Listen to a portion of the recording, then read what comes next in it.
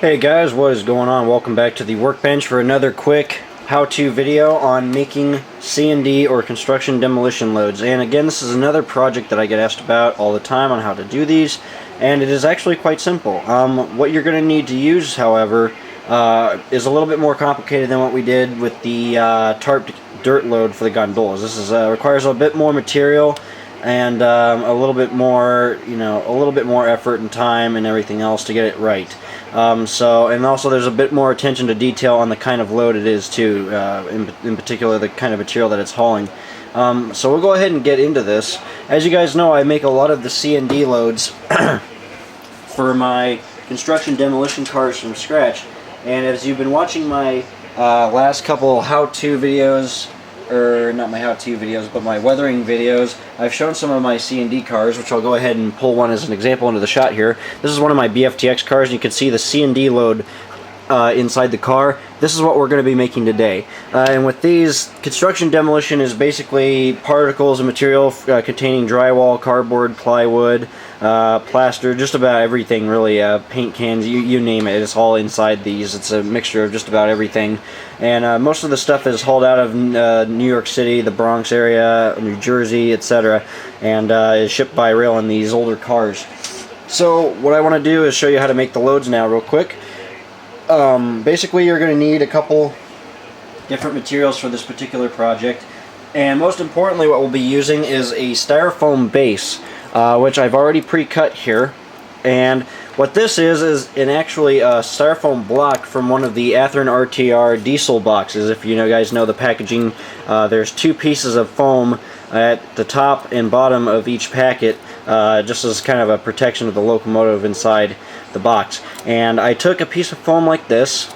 I went ahead and cut it in two sections because it's a little bit thicker than what we actually need for this particular project. And I cut it down the middle, and that way I have two loads. Now the other one is over here in the corner, which I'll bring into the shot, but I just want to go ahead and show you guys, this is what the styrofoam core will look like once you get it cut out. You can see this one's got a chunk of material missing, so I'll have to do some patchwork to this when I use this piece later on. But basically what you want to use is this side, and you want to take a hobby knife, and just like the tarp dirt load, we carve the edges down at an angle and slope the ends as well. You don't want to make piles like that, like big heaps of stuff. You just want it to be kind of a flat, a basic flat shape, but just rounded around the corners, basically, just like a real C&D load, how it levels out in the car, or even a coal load actually. So this is what you'll do with the styrofoam, is you'll cut it out. You can sand it if you want, but just make sure the area is nicely prepped for the material that we'll be putting over it next. So I'll go ahead and bring into the shot my scrap box here. Now the key to making an accurate or convincing C&D load is to use scrap material like this. In this case I have lots of brass etched material, detail parts, styrene scrap, all kinds of different various pieces of debris that I've collected from all my kit bashing over the years. And basically what you do is you want to have a collection, and you want to gather the finer stuff like this to use for it. I don't recommend saving the couplers. I don't know why that's in there. I thought I got them all, but you want to use fine debris like this. Try to avoid using large strips of stuff, because in reality this material is very, very fine bits of debris.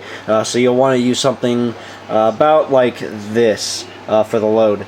So once you've gathered all that, you get a nice little pile. I generally, in this case with my my supply here, is I take the top portion of the stuff out of the container. That way I have access to all the, at the very bottom of the container where all the smaller particles have gathered. And then what I do is I take my load and I grab a bottle of my Elmer's white glue, which you can either use diluted or 50-50. I recommend going full strength with this, though. You can dilute it a little bit if it's a bit thick, but I found that about just adding a little water to this can make it go on a little bit better. But you can also do this full strength, but the key to this is to take a paintbrush, if I can grab one here, something like this. You take a large bead of glue in the very center of the load, so something like that, and then You spread the glue around with the brush to cover all the nooks and crannies and get it in all these fine little openings and indentations in the foam core. And basically, once you do that, I recommend you take like a piece of newspaper or a piece of old paper that's all written on. It's a scrap piece, you know, anything you can to catch any of the extra debris. That way you can save it and reuse it. You take this and the foam, and you just take the particles of material and sprinkle it over the load or the core, and this creates a very nice base for the load. Now the next part you do to add some more texture and some more variety in the material is to get a hold of some either fine sand like I happen to have here. This is actually sand from a locomotive which I collected along the tracks, and I use this for the fine kind of the grit base or whatever to kind of fill in like any little blank areas to look like there's like finer particles kind of mixed in, or piles of, you know, rock or drywall mixed in that's been powdered down. And you sprinkle this over the load after you've gotten the main portion of the debris down to cover up any extra glue or anything like that. You can even get creative and sprinkle some ballast or anything like that, coarse ballast, fine ballast in here if you want. I've done that before and it also works very well. But just as long as you're covering up any bare spots on the load to look like there's actually some rough or coarse material or any kind of debris mixed in there is the key.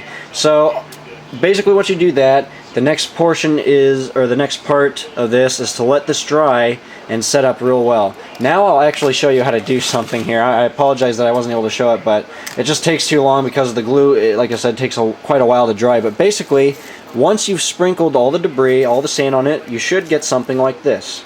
And I will go ahead and take the piece of paper out of the way. This is what the load looks like when it's dry.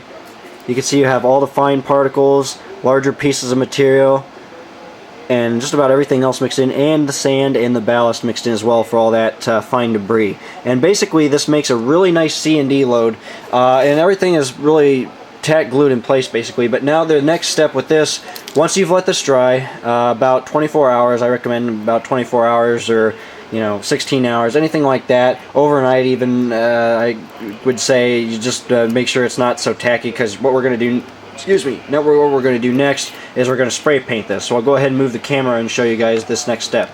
Okay, so I have the load on a piece of cardboard. You can also lay out some newspaper, or if you have a spray booth you can do this too, but I prefer to get right over this to spray some paint on it. And the thing about painting this is you want to give it sort of a even finish on this. And though the material is mixed and it's several different colors kind of mixed together, you still want to sort of make it one even color, just like the real loads. So what I generally use for this particular color is this almond spray paint that I found at Walmart, Krylon brand spray paint. It works pretty well for this. So what we're going to do is shake up the can real well, and then we'll just give this a quick mist over. I'd say about a foot up works pretty well, but you just want to give this literally a quick blast, just something like this, just to kind of even out the color a bit, so that it doesn't look such a, like such a violent difference in color. But something like that. It works pretty well, and you can see it's kind of blended everything together, and it also put a sealing over the fine sand particles so that they don't come loose when we put the mesh cover on this. Just another quick spray, and that should do it. Okay, so the most important part of this load is not just the load itself, but the netting that they use on these to protect the load from spilling over the sides, and to hold it down in transit, which is the netting itself, which I found after some trial and error you can replicate very nicely with some tulle netting. And yes, it's pronounced tulle, or tulle some people call it too. But basically what this stuff is a fine bridal mesh fabric. As you can see, it's very fine, and this replicates the load, or the netting that they use for these loads very accurately. And you can get this in orange, blue, and black, just like the three general colors that they use for the C&D load covers. So you have all that covered. But most commonly they use this orange netting for whatever reason, maybe because it's the most readily available. But whichever, you can get this material from Joann Fabrics, any kind of really good fabric store. Yeah, you can go into a fabric store, toughen up. And you can get this for really cheap. I got this I got this bunch of 2 foot by 2 foot material for I think 89 cents, believe it or not. And you can get a whole bunch of this dirt cheap, and it lasts a long time. So I went ahead and stocked up on it. Basically what you do to prepare this is you estimate the size of the load, and then you cut out a square of this material and move the excess out of the way, and you should have a strip that looks something like this. Alright, so now that the load's prepped and ready and painted, we'll go ahead and take it, and now what you'll do, just like the dirt load, we're going to flip it upside down. Like this. Get it roughly centered, something like this, and then the first thing we're going to do is tape off the ends, which I'm going to grab my hobby knife. And I've pre-cut some tapes, strips of tape to secure the ends down like this. It's helpful if you cut them ahead of time, that way you can do it, especially if you're doing a couple of these at a time, and you just secure the ends first. Don't worry about the sides just yet. Now, unlike the dirt load, which you can have relatively loose over it, the C&D, or the cover here, the mesh cover, I really recommend you try to make sure that this is nice and tight on the styrofoam core, because these are, if you ever look at the prototype, the netting is heavy enough that it rests over the load and it looks pretty tight over it. So I also believe that they tie these down as well, so you want this to look like, or have the netting relatively tight over the load itself. So we're really going to do our best to stretch this over the styrofoam as best as we can here. So now what we're going to do again is get another good size strip of tape. I'm going to go ahead and grab this corner first and tape it down. Grab another piece of tape, and if I can get it up here, just keep doing this over and over again until you go all the way around.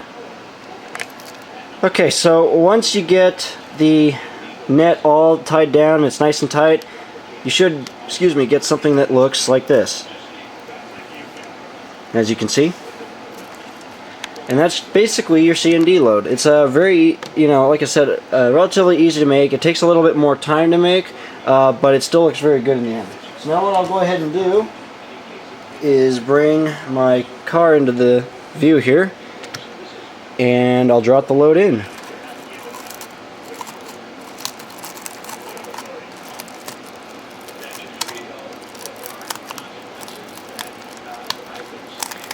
See, it fits nice and snugly inside here, which is really nice, and it makes a very nice convincing C&D load.